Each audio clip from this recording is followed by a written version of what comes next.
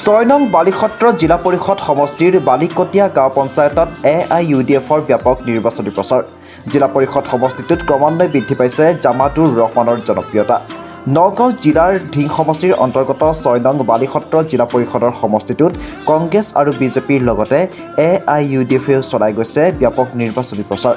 জিলা পৰিষদ সমষ্টিটোৰ AIUDFৰ মনোনীত প্ৰাৰ্থী জামাতুৰ ৰহমানে দিনে নিশাই চলাই গৈছে ব্যাপক নিৰ্বাচনী প্ৰচাৰ। জিলা পৰিষদ সমষ্টিটোত ক্ৰমান্বয়ে জনপ্ৰিয়তা বৃদ্ধি পাইছে শলগুৰি গাঁও পঞ্চায়তৰ প্ৰাক্তন সভাপতি তথা সমষ্টিটোৰ AIUDFৰ প্ৰাৰ্থী জামাতুৰ ৰহমানৰ।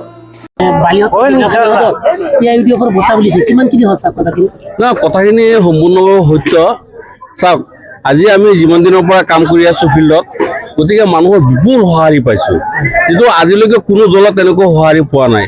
যিহেতুকে আমাৰ কেন্দ্ৰীয় ভাল মানুহে বিবেচনা আৰু আপোনাৰ ধৰক পপুলাৰিটি যিটো এখেতৰ সম্পূৰ্ণ আছে, মানুহৰ বিশ্বাস লৈছে, আগলৈকে দিন দিন বাঢ়ি আছে, আমাৰ জনপ্ৰিয়তা বাঢ়ি আছে, দলৰ জনপ্ৰিয়তা বাঢ়ি আছে। আমাৰ নেতা আৰু আমাৰ যিখন জিলা পৰিষদৰ প্ৰাৰ্থী তেখেতৰো সম্পূৰ্ণভাৱে মানুহে বিশ্বাস লৈছে, আশ্বাসত লৈছে। গতিকে আগলৈকে আমাৰ জয় নিশ্চিত বুলি আমি ক'ব পাৰোঁ।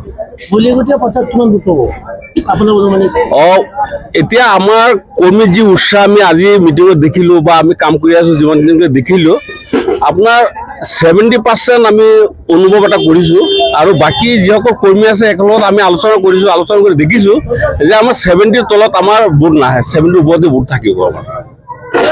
বালিকটীয়া গাঁও পঞ্চায়তৰ গৈৰা কাৱৈমাৰীত আজি নিশা AIUDFৰ এখন বিশাল নিৰ্বাচনী সভা অনুষ্ঠিত হৈ যায়।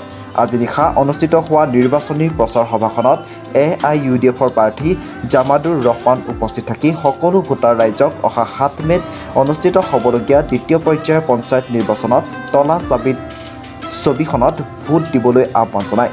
আজিৰ এই নিৰ্বাচনী প্ৰচাৰ সভাখনত AIUDFৰ নেতা ছাইদুৰ ৰহমান খণ্ডকাৰ আৰু আবু বক্কৰ ছিদ্দিকৰ লগতে AIUDFৰ কৰ্মীসকল উপস্থিত থাকে। মৈৰাবাৰীৰ পৰা ৰফিকুল ইছলামৰ ৰিপৰ্টাৰ লাইভ অসম। এইটো কথাটো সঁচা কথা। ইতিমধ্যে আপোনালোকে দেখিছে ছ'চিয়েল মিডিয়াত ওলাইছে 6 নং বালিসত্ৰ জিলাপতি AIUDFৰ বঁটা বুলিছে। সেইটো AIUDFৰ জয় 6 নং বালিসত্ৰ জিলাপতি নিশ্চিত।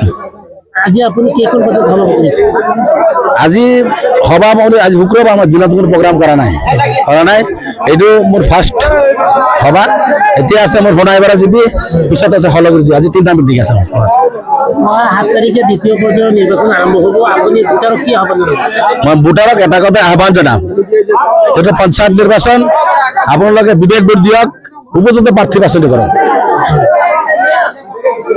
প্ৰধান কাম হ'ল, আমাৰ মূল সমস্যা বহুত আছে, পিছপৰা জেগা, মূল সমস্যা ৰাস্তা ঘাট। মই প্ৰত্যেকখন মিটিঙত গৈছোঁ, ৰাস্তা ঘাটৰ সমস্যাটো প্ৰথমতে মই সমাধান কৰিম। বাদ বাকী পৰ্যায়ক্ৰমত যিবিলাক সমস্যা আছে মই ৰাইজৰ কাম কৰি গৈ থাকিম।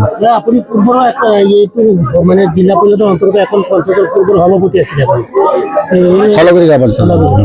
এতিয়া আপোনাক এতিয়া শলগুৰি ৰাইজে আপোনাক আপোনাক কেনেকৈ মানে আগবাঢ়ি দিছে বা হয়, মই যোৱা 5টা বছৰ শলগুৰি পঞ্চায়তৰ সভাপতি হিচাপে দায়িত্বত আছিলোঁ।